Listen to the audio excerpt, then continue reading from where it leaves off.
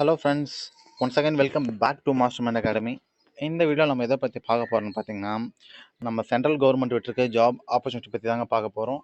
அதுவும் Indian oil corporation limited. சரிங்களா? அந்த கம்பெனிக்கு அந்த கார்பரேட்டு கீழே தான் அந்த வேலை வாய்ப்பை விட்டுருக்காங்க. சரிங்களா? இது full and full central government job. சரிங்களா? மொத்தம் எத்தனை வேக்கண்ட் காலியாக இருக்குது அப்படின்னு பார்த்தீங்கன்னா 473 வேக்கண்ட் காலியாக இருக்குது. சரிங்களா? சேலரி எல்லாம் எப்படின்னு பார்த்தீங்கன்னா 25,500 ஸ்டார்டிங் கொடுக்குறாங்க. சரிங்களா? அது ஒவ்வொரு போஸ்ட்டையும் பொறுத்து டிஃபர் ஆகும்.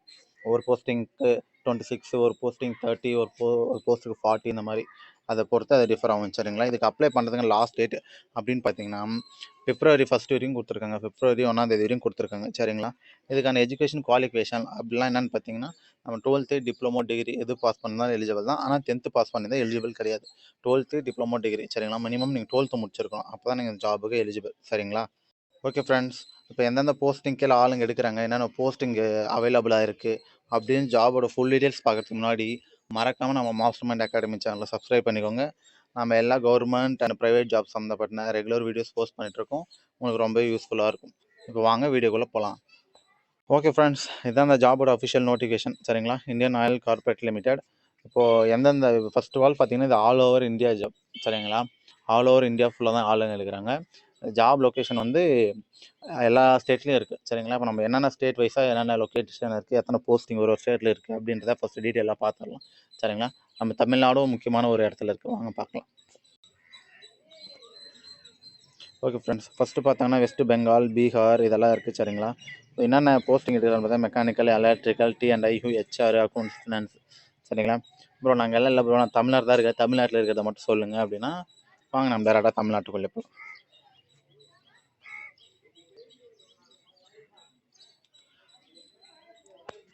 ஓகே ஃப்ரெண்ட்ஸ், இதை கொடுத்துருக்காங்க பாருங்கள் தமிழ்நாட்டில். சரிங்களா? தமிழ்நாட்டில் என்னென்ன போஸ்டிங் எடுக்கிறாங்கன்னு பார்த்தீங்கன்னா mechanical, electrical, T&I, HR, accounts and finance, data entry operator, domestic data entry operator. சரிங்களா? இதுக்கு தான் எடுக்கிறாங்க. அதுவும் எத்தனை வேக்கண்ட் இருக்குன்னு கொடுத்துருக்காங்க பாருங்கள். 33 வேக்கண்ட் எடுக்கிறாங்க. சரிங்களா? இது எதை பேஸ் பண்ணி எடுக்கிறாங்கன்னு பார்த்தீங்கன்னா கொடுத்துருக்காங்க பார்த்தீங்களா, SCக்கு, SC, அன்ரிசர்வ்டு கேட்டகரி இந்த மாதிரி உங்களுக்கு போஸ்ட் டிஃபர் ஆகும். மொத்தமாக சேர்த்து 33 வேக்கண்ட் இருக்குது. சரிங்களா? ஒரு போஸ்ட்டு ஒரு கொடுத்துருக்காங்க. மேலே அதை மென்ஷன் பண்ணியிருக்காங்க, பார்த்துக்கோங்க. அதை பார்த்துக்கோங்க. இந்த கொடுத்துருக்காங்க பார்த்தீங்களா, SC, ST, OBC இந்த மாதிரி கொடுத்துருக்காங்க. அந்த மாதிரி கேஸ்ட்டுக்கு அவங்களுக்கு சீட் அலாட் பண்ணியிருக்காங்க. சீட்னு சொல்ல முடியாது, அந்த வேக்கண்ட் அலாட் பண்ணியிருக்காங்க. சரிங்களா? ஓகே ஃப்ரெண்ட்ஸ், நெக்ஸ்ட் நம்ம இதுக்கான எலிஜிபிலிட்டி என்னென்னு பார்த்தலாம். எலிஜிபிலிட்டி அதாவது குவாலிஃபிகேஷன் என்னென்னு பார்த்தலாம். சரிங்களா? இப்போ நீங்கள் டெக்னீஷியன், மெக்கானிக்கல் அப்படின்னு பார்த்தோன்னா தமிழ்நாட்டில் விட்டுருக்காங்க இல்லையா, அந்த வேக்கண்ட்டுக்கு என்ன நம்ம குவாலிஃபிகேஷன் அப்படின்னு பார்த்தீங்கன்னா நீங்கள் டிப்ளமோ முடிச்சிருக்கணும். சரிங்களா? டிப்ளமோ இல்லை டிகிரி எது முடிச்சாலும் ஓகே தான். ஆனால் ரெண்டு இதில் நீங்கள் மெக்கானிக்கல் இன்ஜினியரிங்னா இல்லை ஆட்டோமொபைல் இன்ஜினியரிங் இது ரெண்டுத்தில் ஏதாச்சும் ஒன்று முடிச்சிருக்கணும். சரிங்களா? அதே தான் இங்கே கீழே எலக்ட்ரிக்கல் கொடுத்துருக்காங்க. டெக்னீஷியன் எலக்ட்ரிக்கலுக்கும் அது என்ன கொடுத்துருக்காங்கன்னா நீங்கள் எலக்ட்ரிக்கல் இன்ஜினியரிங் ECE முடிச்சிருக்கணும். சரிங்களா? Electrical and electronic engineering ECE இந்த மாதிரி இன்ஜினியரிங் படித்தவங்க இருப்பாங்க இல்லையா, ஒர்க் இல்லாமல் அந்த மாதிரி அவங்க முடிச்சிருந்தா உங்களுக்கு ரொம்ப யூஸ்ஃபுல்லாக இருக்கும். சரியா? Next telecommunication instrumentation. இதுக்கு நீங்கள் என்ன முடிச்சிருக்கீங்க, எந்த இன்ஜினியரிங் முடிச்சிருந்தாலும் எடுத்துக்கிறாங்க. சரிங்களா? Electronic communication engineering, electronic telecommunication engineering, radio communication engineering, process and control engineering இந்த மாதிரி எந்த இன்ஜினியரிங் முடிச்சிருந்தாலும் அதுக்கு எடுக்கிறாங்க. சரிங்களா? நெக்ஸ்ட்டு பார்த்தீங்கன்னா அசிஸ்டண்ட் HR எடுக்கிறாங்க. சரிங்களா? ஃபுல் டைம் எடுக்கிறாங்க. நீங்கள் வந்து ஃபுல் டைம் டிகிரி முடிச்சிருக்கோம். கரஸில் முடிச்சிருந்தா நீங்கள் எலிஜிபிள் கிடையாது இந்த ஜாபுக்கு பொறுத்து மட்டும். சரிங்களா? நீங்கள் ஃபுல் டைமாக டிகிரி முடிச்சிருக்கணும். நீங்கள் எந்த டிகிரி முடிச்சிருந்தாலும் இதுக்கு எலிஜிபிள் தான். சரிங்களா? ஆர்ட்ஸ் அண்ட் சயின்ஸ், நீங்கள் இன்ஜினியரிங் இல்லைனா ஆர்ட்ஸ் அண்ட் சயின்ஸ் முடிச்சிருக்கேன், பிகாம், BC அந்த மாதிரி எந்த டிகிரி முடிச்சிருந்தாலும் இதுக்கு நீங்கள் எலிஜிபிள் தான். நெக்ஸ்ட்டு பாருங்கள் அக்கௌண்டன்ட்டுக்கும் எடுக்கிறாங்க. அக்கௌண்டன்ட்டுக்கெல்லாம் பார்த்தீங்கன்னா நீங்கள் காமர்ஸ் டிகிரி முடிச்சிருக்கணும். அதாவது BBA, BCom இந்த மாதிரி ரிலேட்டடாக வருது இல்லைங்களா, அக்கௌண்ட்ஸ் காமர்ஸ் ரிலேட்டடாக அந்த டிகிரி முடிச்சிருக்கணும். UG டிகிரி, பேச்சுலர் டிகிரி நீங்கள் முடிச்சிருக்கணும். சரிங்களா? அதே மாதிரி டேட்டா என்ட்ரி ஆப்ரேட்டர் பார்த்தீங்கன்னா ஃப்ரெஷர் மட்டும் தான் எடுக்கிறாங்க. அது ஃப்ரெஷர் பார்த்தீங்கன்னா நீங்கள் 12th பாஸ் பண்ணியிருக்கணும். சரிங்களா? 12th நீங்கள் முழுமையாக கிராஜுவேட்டட் ஆகிருந்தால் மட்டும்தான் உங்களை எடுக்கிறாங்க. சரிங்களா? ஃபஸ்ட்டு பார்த்தோன்னா டொமஸ்டிக் டேட்டா என்ட்ரி, இதுக்கும் நம்ம 12th மட்டும் பாஸ் பண்ணியிருந்தால் போதும். சரிங்களா? அப்புறம் நம்மளோட குவாலிஃபிகேஷன் ஃப்ரேம் ஒர்க்கு அதெல்லாம் போட்டிருக்காங்க. இதுதான் உங்களோட ஒர்க்கு அப்படின்ற மாதிரி போட்டிருக்காங்க. இதுக்கு நம்ம 12th பாஸ் பண்ணியிருந்தால் இதுக்கும் நம்ம எலிஜிபிள் தான். நெக்ஸ்ட் இதுக்கான ஏஜ் கிரைட்டீரியா கொடுத்துருக்காங்க பாருங்க. உங்களுக்கு மினிமம் 18லேருந்து 24க்குள்ளே இருக்கணும். சரிங்களா? ஆக்சுவலாக நீங்கள் ஒரு 3-4 வருஷம் தான் நீங்கள் UGயை முடிச்சுட்டு வெளியே வந்திருக்க மாதிரி இருக்கணும். அவங்க கொஞ்சம் ஓல்டாக இருந்தாலும் எடுக்க மாட்டாங்க. இல்லை 18க்குள்ளே இருக்குதுன்னா அதை கம்பல்சரி எடுக்க மாட்டாங்க. நீங்கள் 18லேருந்து 24 ஏஜ் வரைக்கும் இருக்கணும். சரிங்களா? 2024 அதாவது ஜனவரி மாதத்தில் வந்து உங்களுக்கு 24க்கு அதிகமாக இருக்கக்கூடாது. 18 ஃபில்லாக இருக்கணும். சரிங்களா? நெக்ஸ்ட் இங்கே பார்த்தீங்கன்னா அப்ரெண்டிஸ்ஷிப்பு அண்ட் ஸ்டைஃபண்ட் டீட்டெயில்ஸ்லாம் கொடுத்துருக்காங்க. சரிங்களா? அப்படின்னா என்ன ப்ரோன்னு கேட்டிங்கன்னா ட்ரைனிங்கை தான் அப்படி கொடுத்துருக்காங்க. சரிங்களா? 12 மந்த்ஸ் இந்த மாதிரி டெக்னீஷியனுக்கு அக்கௌண்டன்ட்டுக்கு இந்த மாதிரி ட்ரைனிங் இருக்கும். அது ட்ரைனிங்க்கான ஸ்டைஃபண்டுன்ட்டு உங்களுக்கு சேலரி தனியாக வந்துடும். சரியா? நெக்ஸ்ட்டு பார்த்தீங்கன்னா ஏஜ் ரிலாக்ஸேஷன் கொடுத்துருக்காங்க. சரிங்களா? எஸ்சி எஸ்டிக்கு 5 இயர் எக்ஸ்ட்ரா ஏஜ் ரிலாக்ஸேஷன் கொடுத்துருக்காங்க. சரிங்களா? 5 இயர்னா எப்படி ப்ரோ புரியலான்னு கேட்டிங்கன்னா, இப்போது 18 to 24 சொன்னோன்னா மேக்ஸிமம் 24 ஏஜ் வரைக்கும் சொன்னோன்னா, நீங்கள் எஸ்சி எஸ்டி கேட்டகரிக்கு வரீங்கன்னா உங்களுக்கு 29 லிமிட். சரிங்களா? 29 ஏஜ் வரைக்கும் கூட நீங்கள் எலிஜிபிள் ஆகிக்கலாம். அதே மாதிரி நீங்கள் ஓபிசி அந்த மாதிரி வரீங்கன்னா உங்களுக்கு 3 வருஷம் வரைக்கும் ஏஜ் லிமிட்டட் கொடுத்துருக்காங்க. அந்த மாதிரி ஒவ்வொரு கேட்டகரிக்கும் டிஃப்ரெண்ட்டாக கொடுத்துருக்காங்க. சரிங்களா? இன்னும் நீங்கள் டிசேபிலிட்டி அதாவது மாற்றுத்திறனாளியாக இருக்கீங்க அப்படின்னா உங்களுக்கு இன்னும் ஏஜ் ரிலாக்ஸேஷன்ஸ்லாம் இருக்குது. சரியா? நெக்ஸ்ட் இதோட செலெக்ஷன் ப்ராசஸ் பார்த்தீங்கன்னா இது ஃபுல் அண்ட் ஃபுல் எக்ஸாம் மூலியமாக தான் செலக்ட் பண்ணுறாங்க. சரிங்களா? எக்ஸாம்னே ரொம்ப காம்ப்ளிகேட்டட்னு நினச்சிடாதீங்க. ரொம்ப மல்டிபிள் சாய்ஸ் கொஷின் தான். நம்ம ஸ்கூலில் இது மாதிரிலாம் எழுதுவோம் இல்லையா, சரியான விடையை தேர்ந்தெடுத்து எழுதுக அந்த மாதிரி தான் கொடுத்துருக்காங்க. சரிங்களா? என்ன மென்ஷன் பண்ணியிருக்கேன்னா அவங்க ஒரு கொஷின் கொடுத்துட்டு கீழே 4 ஆப்ஷன் கொடுத்துடுவாங்களாம். 4 ஆப்ஷன் நம்ம ஒன்று செலக்ட் பண்ணுற மாதிரி இருக்கும். ஒரு கொஷனுக்கு வந்து 1 மார்க். அதே மாதிரி பார்த்தீங்கன்னா 100 கொஷனுக்கு 100 மார்க். சரிங்களா? 100 கொஷனுக்கு 100 மார்க்கு.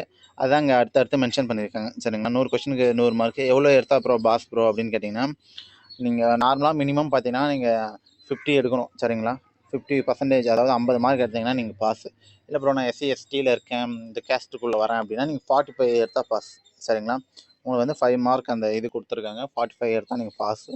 இல்லை நான் ஊனமுற்றோர் டிசபிலிட்டியில் இருக்கேன் அப்படின்னா நீங்கள் 40 எடுத்தாவே பாஸ். சரிங்களா?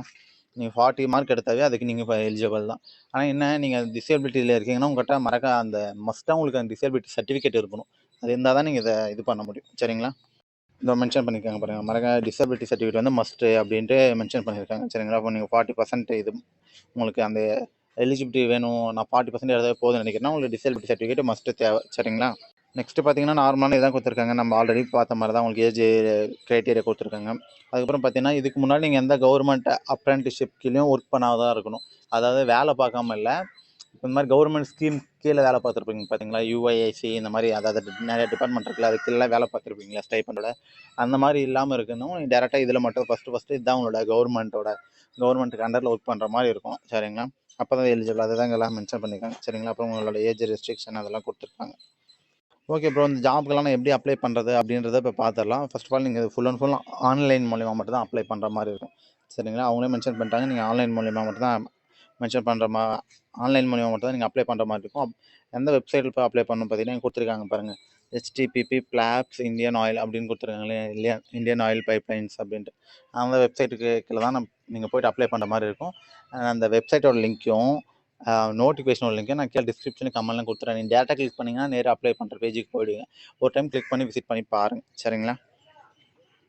அதே மாதிரி நீங்கள் இங்கே பாருங்கள், நெக்ஸ்ட் என்னென்னா ஆஃப்லைன் மூலிமா அப்ளை பண்ணிங்கன்னா அது அக்செப்டபிள் இல்லை. உங்களால் எல்லாம் தெரிஞ்ச ரூல்ஸாக தான் கொடுத்துருக்காங்க. சரிங்களா? ஓகே ப்ரோ, இப்போ எக்ஸாம்லாம் சொன்னீங்க. இப்போ எக்ஸாம்லாம் எங்கே நடக்கும் ப்ரோ, நான் எப்படி அதை இது பண்ணுறது அப்படின்னு கேட்டிங்கன்னா இப்போ அதை தான் பார்க்க போகிறோம். வாங்க.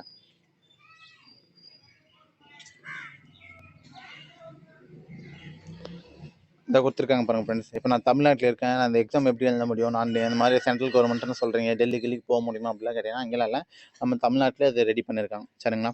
எந்த இடத்துல லொக்கேஷன் எங்கே எக்ஸாம் எழுதுறது அப்படின்னு பார்த்தீங்கன்னா நீங்கள் மென்ஷன் பண்ணியிருக்காங்க பாருங்கள். எங்கெங்கே எழுதலான்னா சென்னை HQ, சென்னை PS. சரிங்களா? நெக்ஸ்ட்டு சேலம், திருச்சி, மதுரை, கிட்டத்தட்ட இந்த 5 லொக்கேஷனில் எக்ஸாம் வைக்கிறாங்க. சரிங்களா? எக்ஸாம் சென்டர் இருக்குது. உங்களுக்கு எது பக்கத்தில் இருக்கோ நீங்கள் அந்த டிஸ்ட்ரிக்ட் சூஸ் பண்ணி நீங்கள் போய் அட்டன் பண்ணி எக்ஸாம் எழுதிக்கலாம். சரிங்களா? நெக்ஸ்ட்டு பார்த்தீங்கன்னா இம்பார்ட்டன்ட் டேட் அப்படின்னு கொடுத்துருக்காங்க. நோட்டிஃபிகேஷன் எப்போ வந்துச்சுன்னு பார்த்தீங்கன்னா 12ஆம் தேதி விட்டுருக்காங்க. அந்த நோட்டிஃபிகேஷன் ஆன்லைன் அப்ளிகேஷன் ஃபில் பண்ணுற ஃபார்மும் அப்போயே ஓப்பன் ஆகிடுச்சு. சரிங்களா?